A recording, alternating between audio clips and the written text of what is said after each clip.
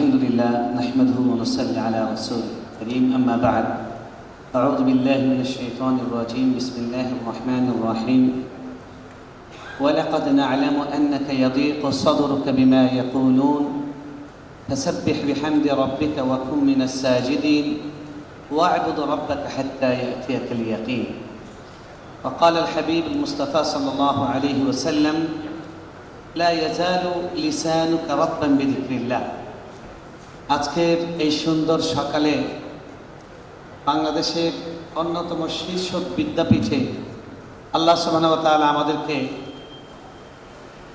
বিজ্ঞ বিশ্বখ্যাত একজন আলেমের তহবত নেওয়ার উদ্দেশ্যকে কেন্দ্র করে আল্লাহ একত্রিত করেছেন। প্রথমে আল্লাহর শুকরিয়া আদায় করি, সকলকে বলবো আল্লাহ শুকরিয়া আদায় করি আলহামদুলিল্লাহ। আল্লাহ রাব্বুল আলামিন পুরা কোরআনে তার নবীকে বারবার করে একটি কমন মেসেজ দিয়েছেন।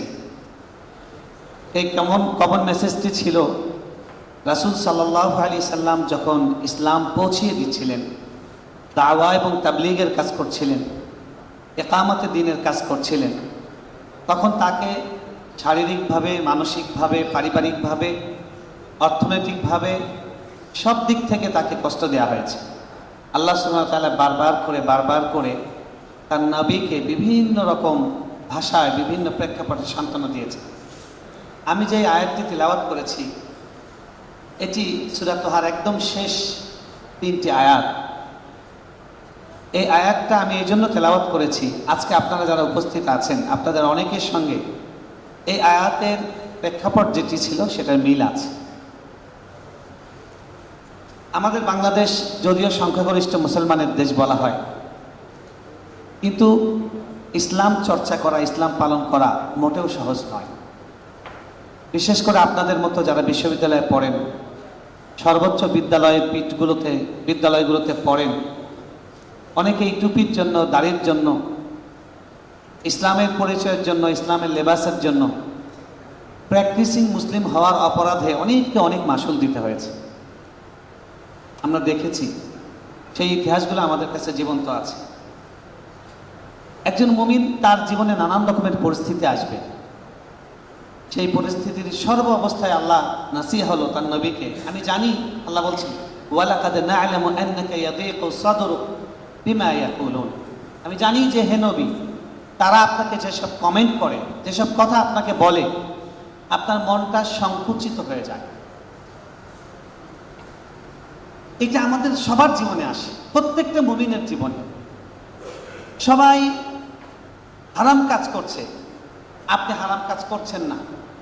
সবাই গাফেল, উদাসীন। আজান হয়েছে, বলা হচ্ছে হাইয়া আলাস সালাহ, হাইয়া আলাল ফালাহ, আসো সফলতার দিকে, আসো সালাতের দিকে। কয়জন যাচ্ছে ক্যাম্পাসে আড্ডা দিচ্ছে? যারা কজন যাচ্ছে? তাদের মধ্যে মাত্র 2 থেকে 3%, সর্বোচ্চ 5% তারা মসজিদের দিকে যাচ্ছে, আর সবাই গাফেল। তখন নিজের সাথে একটা দ্বন্দ্ব হয়, নিজের ভেতরে একটা সংঘাত তৈরি হয়। এইরকম পরিস্থিতি আবার আপনি ব্যক্তিগত পারিবারিক জীবনে দেখেন। দেখা গেছে যে আপনার সামনে একটা অফার এসেছে, হারাম অফার। সবাই বলছে তুমি অফারটা গ্রহণ করো, কিন্তু আপনি অফারটা গ্রহণ করছেন না। এটা অনেক বড় একটা দ্বান্দ্বিক অবস্থান।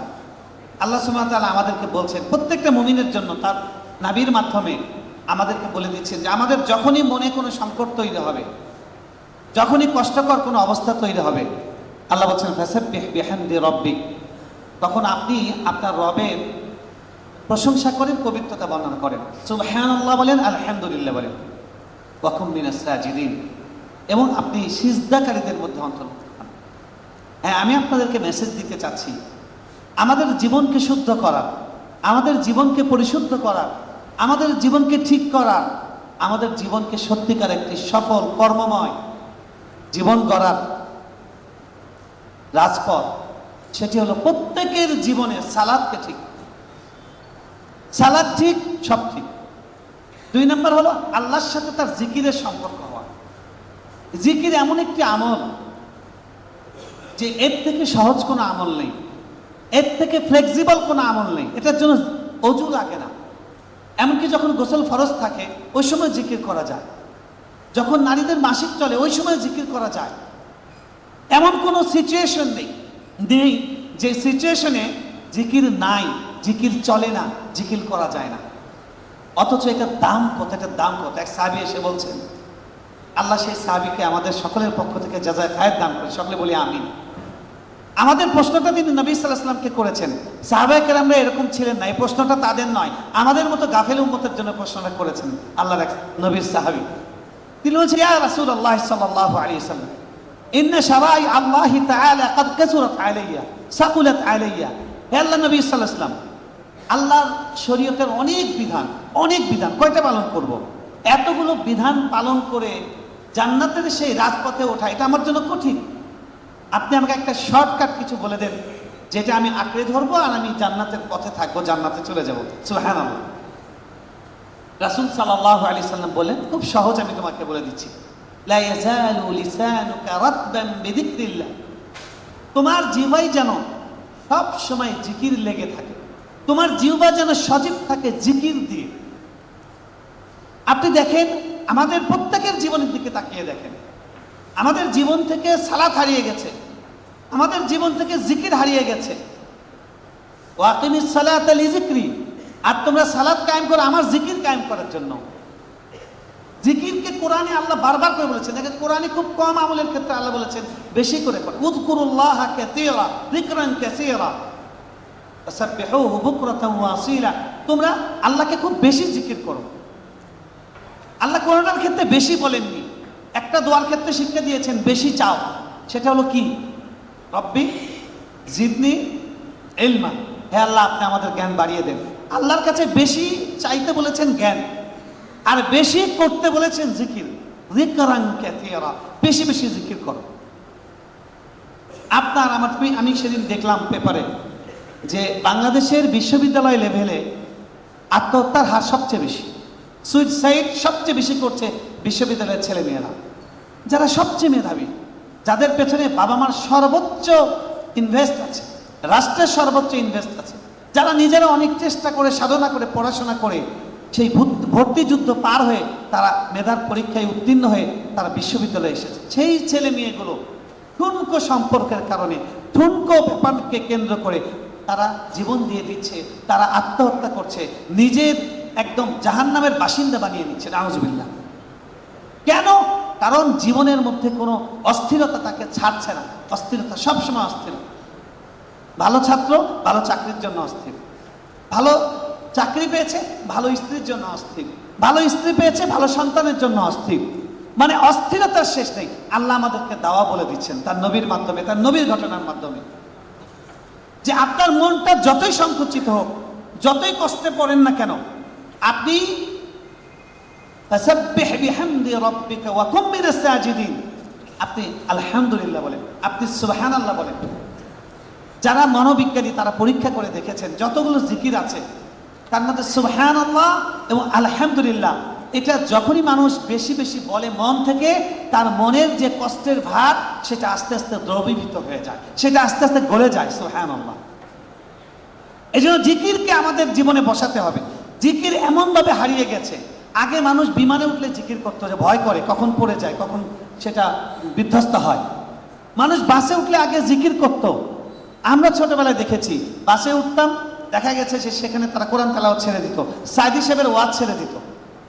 এখন আমাদের হাতে এই একটা জিনিস ধরিয়ে দিয়েছে, মানে কোনো একটা জায়গায় জিকিরের স্পেস নাই। এমনি তো জিকির আমরা মনে নিজের থেকে করি না, যে সময় কোনো কাজ নেই ওই সময় মনে হতো আচ্ছা দু চারটা জিকির করি, একটু আল্লাহর নাম জপি। সেই সময়টা আমাদের কেড়ে নিয়েছে স্মার্টফোন। তাই জিকিরের জীবনে, আমাদের জীবনে জিকির ফেরাতে হবে। আলী রাদিয়াল্লাহু তাআলা আনহুকে একজন জিজ্ঞেস করলেন যে আচ্ছা আকওয়া জুনদুল্লাহ, আল্লাহর সবচেয়ে শক্তিশালী সবচেয়ে ভয়ঙ্কর ভীম দর্শন সৈন্যবাহিনী কি? আলী রাদিয়াল্লাহু তাআলা আনহু বলেন, শোনো, সবচেয়ে শক্তিশালী হলো পর্বত, পাহাড়। তার চেয়ে এই পর্বতের চেয়ে শক্তিশালী লোহা, লোহা সেটাকে কেটে ফেলতে পারে। এই লোহার চেয়েও শক্তিশালী আগুন, আগুন লোহাকে তরল করে ফেলতে পারে। এই আগুনের চেয়ে শক্তিশালী পানি, পানি আগুনকে নিভিয়ে দিতে পারে। এই পানির চেয়ে শক্তিশালী মেঘ, যেটা পানিকে তাড়িয়ে বেড়ায়, ধারণ করে। এই মেঘের চেয়েও শক্তিশালী বাতাস, যেই বাতাস এই মেঘকেও দৌড়ায়, তাকে নিয়ন্ত্রণ করে, এই বাতাসকে আবার মানুষ নিয়ন্ত্রণ করতে পারে। মানুষ সবচেয়ে শক্তিশালী।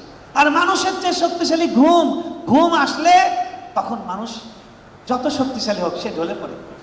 এই জন্য আল্লাহ তার বরত্ব, তার তাওহীদের পরিচয় দিতে গিয়ে বলেছেন, লা তাখুযু সিনাতুন ওয়ালা নাওম, তাকে ঘুম স্পর্শ করে না, তন্দ্রা স্পর্শ করে না। আর এই ঘুমের চেয়েও শক্তিশালী হলো দুশ্চিন্তা, টেনশন।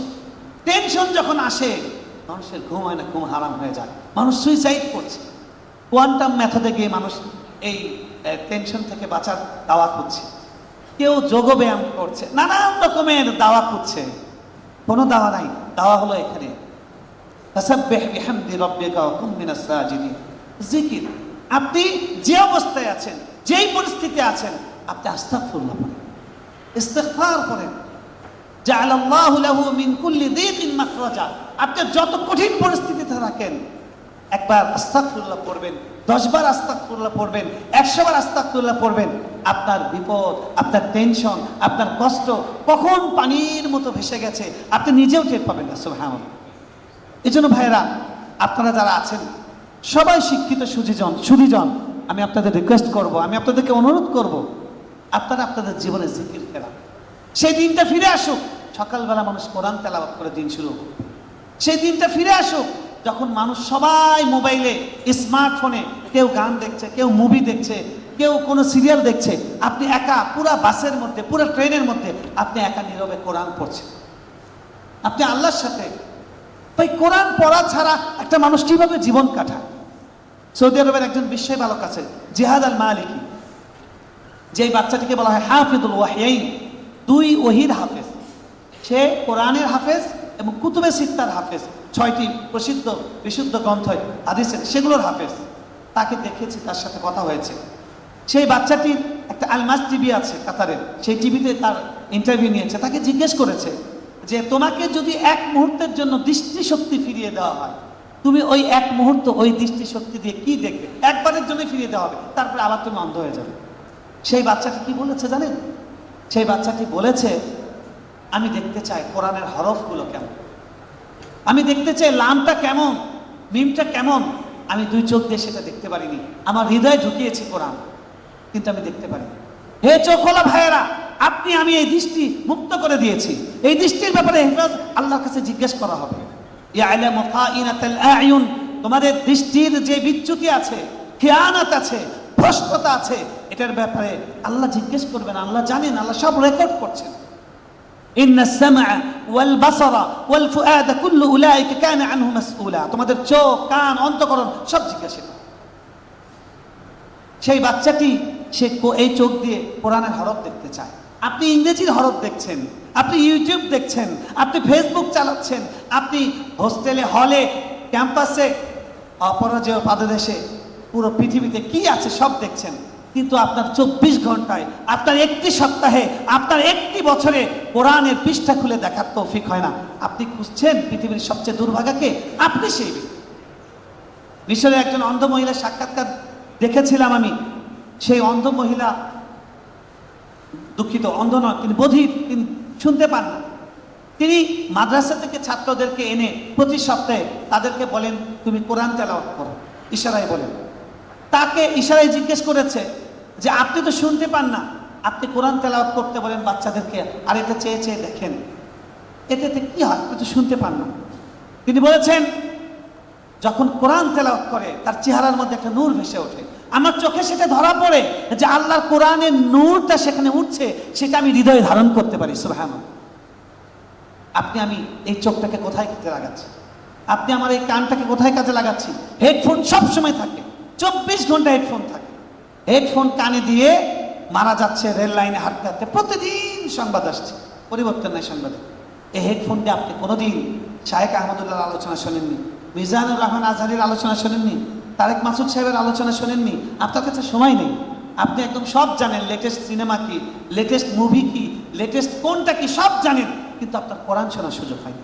এটাই বঞ্চনার জীবন, এটাই দুর্ভাগার জীবন, এটাই শাকাওয়া, এটাই দুর্ভাগ্যের জীবন। বা এই জীবন থেকে বের হওয়ার পথ হলো আল্লাহ জিকিরের পথে ফিরে আসে। রাসূল সাল্লাল্লাহু আলাইহি ওয়াসাল্লাম মুআয রাদিয়াল্লাহু তাআলার হাত ধরছেন, আবু দাউদের হাদিস। হাত ধরে বলছেন, ইয়া মুআজ ইন্নী উহিব্বুকা ফিল্লাহ, হে মুআজ আমি তোমাকে আল্লাহর জন্য ভালোবাসি। 3 বার বললেন কথাটা।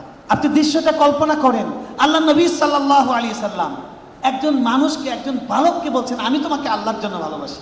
আপনাকে আমাকে যদি বলতেন তাহলে সেই জীবন ধন্য জীবন হয়ে যেত। তিনি বললেন, দেখো আমি তোমাকে একটা ওসিয়ত করছি, লা তাদআন্না ফি দুবুরি কুল্লি সালাতিন আন তাকুল আল্লাহুম্মা আইন্নি আলা যিকরিকা ওয়া শুকরিকা ওয়া হুসনি ইবাদাতিক। মুআজ আমি তোমাকে ওসিয়ত করছি, প্রত্যেক ফরজ নামাজের পরে তুমি এই দোয়াটা বলতে কখনোই ভুলবে না। দোয়াটা হলো আল্লাহুম্মা আইন্নি আলা যিকরিকা ওয়া শুকরিকা ওয়া হুসনি ইবাদাতিক। এই দোয়াটা কয়জনের মুখস্থ আছে একটু হাত তুলে দেখান তো।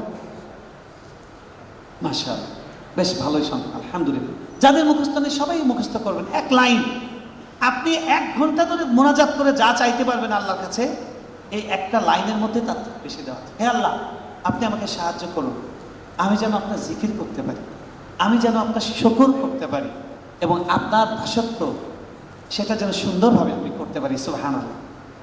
তো রাসূল সাল্লাল্লাহু আলাইহি ওয়াসাল্লাম তার সাহাবীকে ওসিয়ত করছেন যে তুমি প্রত্যেক ফরজ নামাজের পরে একটি দোয়া করবে, যেই দোয়াটার মধ্যে কি আছে এই মেসেজ, আল্লাহ তোমার জিকির করার তৌফিক চাই, তোমার জিকির করার তৌফিক চাই।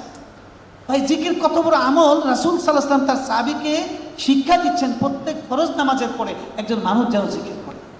আজকে সকাল সন্ধ্যার জিকির, এটা আমরা জানি না, কত গান মুখস্থ, কত কবিতা মুখস্থ, কত ডায়লগ মুখস্থ, কিন্তু সকাল সন্ধ্যা 3টি 4টি দোয়া। বিসমিল্লাহিল্লাযী লা ইয়াদুররু মা ইসমিহি শাইউন ফিল আরদি ওয়ালা ফিস সামা ওয়া হুয়াস সামিউল আলিম। রাসূল সাল্লাল্লাহু আলাইহি ওয়াসাল্লাম বলছেন সকালবেলা যে 3 বার বলবে তার সারা দিনে তাকে জিন, তাকে শয়তান, তাকে কোনো জাদুকর, তাকে কোনো তাবিজ কবজকারী ভণ্ড, তাকে কোনো মানুষ, কোনো জিন, কোনো মাখলুক তার ক্ষতি করতে পারবে না। সুবহানাল্লাহ। আপনি একটা দিন এটা পড়ে দেখেন, সন্ধ্যায় পড়ে আউযু বিকালিমাতিল্লাহি তাম্মাতি মিন শাররি মা খালাক। কোথাও গিয়ে যদি ঢুকে দোয়াটা পড়েন, ওই জায়গায় লাম ইয়াদুররুহু শাই, কোনো জিনিস তার ক্ষতি করতে পারবে না। আমরা তো আমাদের নবীকে ভালোবাসি এবং তার সুপারিশ পাওয়ার প্রত্যাশা করি, কিন্তু আমরা কি তার কথাগুলো বিশ্বাস করি? তিনি আমাদেরকে গ্যারান্টি দিয়েছেন। বাচ্চা আপনার স্কুলে যাচ্ছে, আজকে যে দুর্ঘটনা ঘটেছে মাইলস্টোনে, আমাদের প্রত্যেকের হৃদয় চুরমা। বাসা থেকে বের হওয়ার সময় ছোট্ট একটা জিকির, ছোট্ট একটা দোয়া, বিসমিল্লাহি তাওয়াক্কালতু আলাল্লাহ লা হাওলা ওয়ালা কুওয়াতা ইল্লা বিল্লাহ। এটা এমন বাক্য, এটা সবার মুখস্থ আছে। বলেন, এটা কি মুখস্থ করার মতো কিছু? মুখস্থ আছে। বিসমিল্লাহি, আমার সাথে বলেন, বিসমিল্লাহি তাওয়াক্কালতু আলাল্লাহ লা হাওলা ওয়ালা কুওয়াতা। যখন কেউ এটা বাসা থেকে বের হওয়ার সময় পড়ে, ফেরেশতা তাকে এসে ঘোষণা দেয়, হুদিতা ওয়া কুফিতা। আরে আজকে সারা দিন তুমি ঘরে ফেরা পর্যন্ত যেখানেই যাবে তোমাকে সঠিক পথ দেখানো হবে। সুবহানাল্লাহ। সারাদিন তুমি যেখানেই যাও না কেন, তোমাকে সারাদিন নিরাপদ রাখার জন্য তুমি যথেষ্ট তুমি ব্যবস্থা নিয়েছো, আল্লাহ ফেরেশতা তোমাকে নিরাপত্তা দিবেন। সুবহানাল্লাহ। ভূমিকম্প, রোড অ্যাক্সিডেন্ট, বিমান দুর্ঘটনা, যে কোনো ধরনের দুর্ঘটনা, অপমৃত্যু থেকে বাঁচার জন্য বাসা থেকে বের হওয়ার সময় বিসমিল্লাহি তাওয়াক্কালতু আলাল্লাহ লা হাওলা ওয়ালা কুওয়াতা ইল্লা বিল্লাহ এটা বলে বের হব, আর গন্তব্যে পৌঁছবো। যেখানে আপনি কলেজে এসেছেন, ইউনিভার্সিটিতে এসেছেন, বাসা থেকে বের হওয়ার সময় পড়ে এসেছেন, আর এখানে ঢোকার সময় বিসমিল্লাহ আউযু বিকালিমাতিল্লাহি তাম্মাতি মিন শাররি মা খালাক। আপনারা প্রত্যেকে যারা বন্ধুরা আছেন, সার্কেল আছেন, একে অপরকে জিজ্ঞেস করবেন, একে অপরকে টেক্সট করবেন যে তোমার কি এই দোয়াটা মুখস্থ হয়েছে কিনা। এটাই ইমানের জিন্দেগি ভাই, এটাই ইমানের জিন্দেগি। আজকে যেই পাইলট, তার সব পরিকল্পনা সাজানো, সব কিছু হয়ে গেছে, এখন গাছে ফুল ধরেছে, ফল ধরেছে, ফল পেকেছে, এখন শুধু সেটা পেরে নিয়ে খাবে। বিবাহ হয়েছে মাত্র 6 মাস আগে, কিন্তু আল্লাহর হুকুম, আল্লাহর ফয়সালা, চলে যেতে হবে। আপনার আমার ঠিক এইভাবে যেতে হবে, কোনো গ্যারান্টি নেই। এর কয়েকদিন আগে ভারতে বিমান দুর্ঘটনা ঘটলো। সেখানে কি হয়েছে, একজন ডক্টর, তিনি লন্ডনে থাকেন 7 বছর ধরে, অনেক চেষ্টা করে 3 বছরের চেষ্টায় পরিবারকে নিচ্ছেন। তিনি বিমানে উঠে সেলফি দিচ্ছেন আর বলছেন অবশেষে আমি সফল হলাম, কামিয়াব হলাম। কিন্তু মাত্র 3 মিনিটের মাথায় তাদের লাশ নেই। ডিএনএ টেস্ট করে তারা মারা গেছে, কনফার্ম করা হচ্ছে। আপনার আমার জীবনটা এরকমই অনিশ্চিত। এই জন্য ভাইয়েরা, আপনার আমার দিনের শুরু হোক জিকির দিয়ে, আপনার আমার কথা শুরু হোক জিকির দিয়ে, আপনার আমার প্রত্যেকটা কাজ শুরু হোক জিকির দিয়ে। জিকির এত সহজ আমল, কিন্তু আফসোস আমরা করতে পারি না। আল্লাহ বলেছেন, কুল হাল নুনাব্বিউকুম বিল আখসারিনা আ'মালা আল্লাযীনা দাল্লা সা'ইহুম ফিল হায়াতিদ দুনিয়া ওয়া হুম ইয়াহসাবুনা আন্নাহুম ইউহসিনুনা সুনআ। আপনি বলেন তো, আমি কি তোমাদেরকে দেখাবো এই পৃথিবীতে সবচেয়ে ক্ষতিগ্রস্ত কর্মবীর কারা? কাজের মধ্যে আছে, ব্যস্ত আছে, বসে নেই, কিন্তু ক্ষতিগ্রস্ত, যা করছে লস প্রজেক্ট। তারা যারা আল্লাযীনা দাল্লা সাইহুম ফিল হায়াতিদ দুনিয়া, যার চেষ্টার পুরোটাই কেবল এই অস্থায়ী ক্ষণস্থায়ী জীবনকে কেন্দ্র করে, নশ্বর জিন্দেগিকে কেন্দ্র করে, যার জীবনের সব চেষ্টা, সে আখিরাতকে মনে করে না। আখিরাত তার সামনে নেই। একজন মুমিনের জীবন কত সুন্দর, আখিরাত যদি সামনে থাকে, সে যা করে সেটাই ইবাদত। সে রাস্তায় যায়, একজন লোক রাস্তা পার হতে পারছে না, তাকে হাত ধরে পার করে দেয়, ফাহুয়া সাদাকা। একজন লোক পথ চিনছে না, তাকে পথ দেখিয়ে দেয়, ফাহুয়া সাদাকা। একজন লোকের সঙ্গে দেখা, আসসালামু আলাইকুম ওয়া রাহমাতুল্লাহ, নাকি 90টা লেখা হয়েছে, সাথে একটু স্মাইল, একটু হাসি দেয়, ওটার জন্য আবার সাদাকা সওয়াব দেওয়া হয়। ওয়া আন ওয়া তাবাসসুমুকা লিওয়াজহি আখিকা সাদাকা। সুবহানাল্লাহ। এভাবে রাসূল সাল্লাল্লাহু আলাইহি ওয়াসাল্লাম বলতে বলতে বলতে বলতে এক পর্যায়ে বলে, ওয়া ফি বুদ'i আহাদিকুম সাদাকা। তোমাদের স্ত্রীর লজ্জাস্থান, তোমরা যে দাম্পত্য মিলন করো, তোমাদের যে যৌন চাহিদা নিবৃত্ত করো বৈধভাবে, হালালভাবে, সেটাও তোমাদের জন্য সাদাকা। সুবহানাল্লাহ। একজন মুমিনের জীবনে ইবাদতের বাইরে কিচ্ছু নেই। সালমান ফারসি রাদিয়াল্লাহু তাআলা আনহুকে মক্কার কাফেররা এখনকার ভাষায় ট্রল করে বলছে, কি রে, তোমাদের নবী তোমাদেরকে কেমনে ঢিলাকুলুক ব্যবহার করতে হয় এটাও শেখায়। এটা একটা নবীর কাজ হলো? বলে হ্যাঁ, আমাদের নবী এমনই। আমাদের জীবনের এমন কোনো অংশ নেই যে অংশের তিনি শিক্ষক নন। বুইসতু মুআল্লিমা, আমি শিক্ষক হিসেবে প্রেরিত হয়েছি। এই জন্য বন্ধু, আপনারা সবাই শিক্ষিত। আজকে পৃথিবীতে জ্ঞান অর্জন করা এত সহজ হয়ে গেছে, পৃথিবীর সৃষ্টির পর থেকে কখনো এত সহজ ছিল না। কোরআনের সব ভাষার অনুবাদ হয়েছে, হাদিসের অনুবাদ হয়েছে, অডিও ভার্সন, ভিডিও ভার্সন। আপনি শুধু নিজের জন্য নিজে সংকল্পবদ্ধ হবেন, না আমি শিখবো, আমি আল্লাহর পথে আসবো, আমি জিকিরময় শুকরময় আল্লাহর সেই সিরাতে মুস্তাকিমের অধিবাসী বানাবো। যেখান থেকে আসছিলাম সেখানে যাব, জান্নাত থেকে আসছিলাম জান্নাতে যাব, সেই গন্তব্য আমি ভুলে যাব না। এটা আপনাকে শুধু নিয়ত করতে হবে। আধা ঘন্টা এভরিডে, প্রতিদিন আধা ঘন্টা আপনি ডায়েরিতে নোট করেন, আধা ঘন্টা ইলম শেখার জন্য, ইলম হাসিল করার জন্য, জ্ঞান অর্জন করার জন্য। সারা দুনিয়া সব কিছু শিখতেন, শেখেন আপনার নিজের জন্য। এটা আপনার নিজের জন্য, নিজের জন্য আধা ঘন্টা প্রতিদিন। কি ভাই, পারা যাবে না ইনশাআল্লাহ? আমরা নিয়ত করি প্রতিদিন আধা ঘন্টা। আধা ঘন্টার সময় আমি ইলম শিখবো। একটা হাদিসের তরজমা পড়েন, একটা আয়াতের তাফসির পড়েন, একটা দোয়া শেখেন। প্রত্যেক সপ্তাহে একটা করে দোয়া শেখেন। তাহলে আপনি এক মাসে 4টি দোয়া শিখতে পারবেন, এক বছরে 52টি দোয়া শিখতে পারবেন। কমন থেকে কমন দোয়া। আপনি চিন্তা করেন, আল্লাহর নবী হাত ধরে বলছেন, আমি তোমাকে ওসিয়ত করছি, তুমি এটা কখনো ফরজের পর বলতে ভুলবে না। অথচ সেই দোয়াটা আমরা ভুলছি, সেটা আমরা জানি না। তার মানে তার নসিহার আমাদের কাছে কোনো মূল্য নেই। তিনি আমাদেরকে অনেক ব্যাপারে বলেছেন। তিনি যেমন বলেছেন যে ঘুমানোর আগে সালাসুনা আয়াতান ফিল কোরআন, ঘুমানোর আগে 30টি আয়াত যদি কেউ পড়ে, হিয়াল মানিয়া, কবরের আযাব থেকে বাঁচায়। আমার মনে চায় এটা সবাই মুখস্থ করুক। আমি কি মুখস্থ করি? আমি কি পড়ি? এই জন্য বন্ধু, আমি অনেক অ্যাঙ্গেল থেকে দেখালাম। আমার কথার সারমর্ম হলো, আল্লাহর নবী তিনি সবচেয়ে শুকরগুজার এবং জিকিরওয়ালা বান্দা ছিলেন। তো আপনি আমি কেন জিকিরময় বান্দা হব না? আল্লাহ বলেছেন, ফাযকুরুনি আযকুরকুম, আমাকে স্মরণ করো, আমি তোমাদেরকে স্মরণ করো। আমরা যদি কেউ চাই, শেখ রাতেব নাবলুসির ভাষায়, সিরিয়ার বিখ্যাত আলেম, তিনি বলছেন, কেউ যদি জানতে চায় যে সে আল্লাহর চোখে কেমন, সে যেন জেনে নেয় আল্লাহ তার চোখে যেমন।